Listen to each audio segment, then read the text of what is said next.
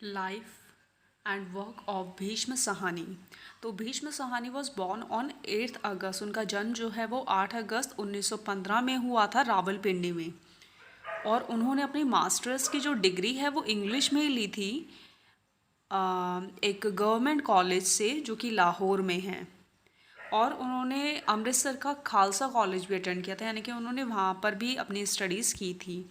फिर उसके बाद उन्होंने जो इंडियन इंडिपेंडेंसी, क्योंकि उस समय पार्टीशन का समय चल रहा था, तो उन्होंने इंडियन इंडिपेंडेंसी को भी ज्वाइन किया था, जिसके लिए उन्होंने अपने पार्टीशन में उस समय क्विट इंडिया मूवमेंट चल रहा था कि अंग्रेज़ों भारत छोड़ो। तो उस समय इन्होंने उसमें भी पार्टिसिपेशन लिया था, जिसकी वजह से उन्हें जेल में भी रहना पड़ा था इन 1942।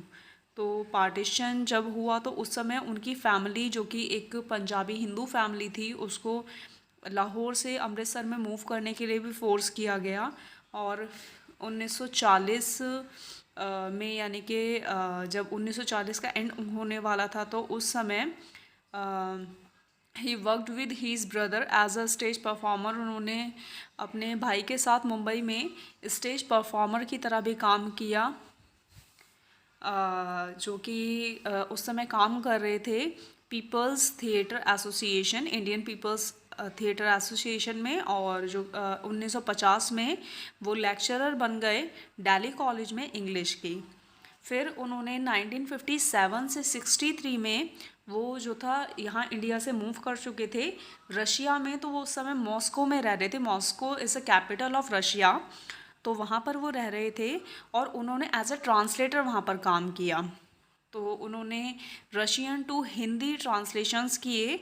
और उस टाइम पीरियड में उन्होंने 25 बुक्स का ट्रांसलेशन किया from Russian into English, sorry into Hindi. तो उन्होंने रशियन टू हिंदी में जो था 25 बुक्स का ट्रांसलेशन किया उस समय पर, जिसके अंदर टॉल्स्टॉयज़ रेसरेक्शन जो थी एक और इंक्लूडिंग उनका काम है। और उस समय उनको जो था बहुत ज़्यादा एडिशन उनका जो था, मतलब he was totally fluent in English, Urdu, Sanskrit और पंजाबी। तो ये सारी लैंग्वेजेस में उनकी अच्छी पकड़ हो चुकी थी, मतलब फ्लुएंट हो चुके थे वो। और उन्होंने जनरल सेक्रेटरी की तरह भी जो था प्रोग्रेसिव राइटर एसोसिएशन में काम किया। And and he was also the founder and chairman of सहमत। तो उन्होंने वहाँ पर अपना जो था, ही वॉज अ फाउंडर और चेयरमैन ऑफ द सहमत। सहमत उन्होंने अपने खुद का एसोसिएशन बना लिया था, जो कि एक ऐसी ऑर्गेनाइजेशन थी which was promoting cross culture understanding, जो कि क्रॉस कल्चर अंडरस्टैंडिंग को प्रमोट करी थी। और founded in memory of the murdered theatre artist activist Safdar Hashmi. तो इस कॉज के लिए उसका जो ऑर्गेनाइजेशन है उसको बनाया गया था।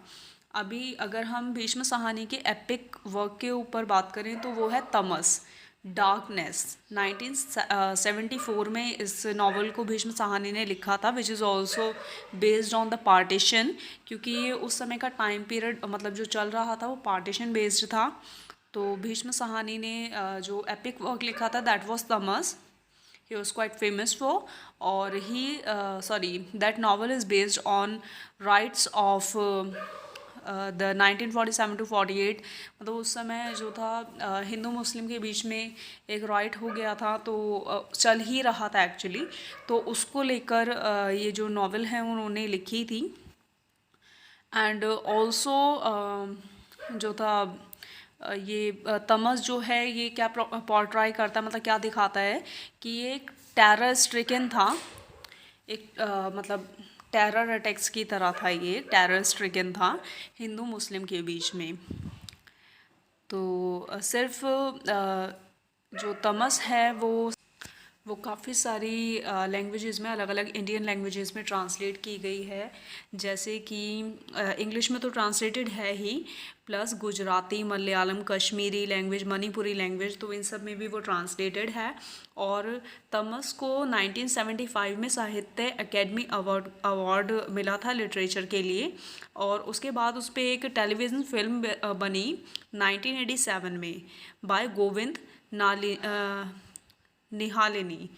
भीष्म साहनी ने दो और ऐसे नावल हैं जैसे कि चीफ की दावत और अमृतसर आ गया, जो कि पार्टीशन पर बेस्ड हैं। और जो सहानी हैं उनके अगर एज अ राइटर उनकी प्रोफाइल को रिव्यू करते हैं तो हम देखते हैं कि उन्होंने 5 और हिंदी नॉवेल्स लिखे हैं, 100 शॉर्ट स्टोरीज़ लिखी हैं, जिनका कलेक्शन है शॉर्ट स्टोरीज़ का 9 सेक्शंस में।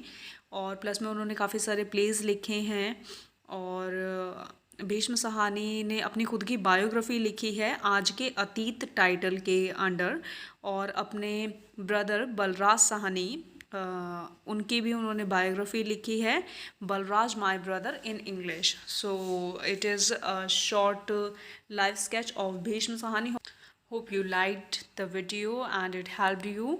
So if you liked the video, please do not forget to like, share and subscribe, and please also share this video with those who are pursuing their MA English. It is MEG 14 Contemporary Indian Literature in English Translation.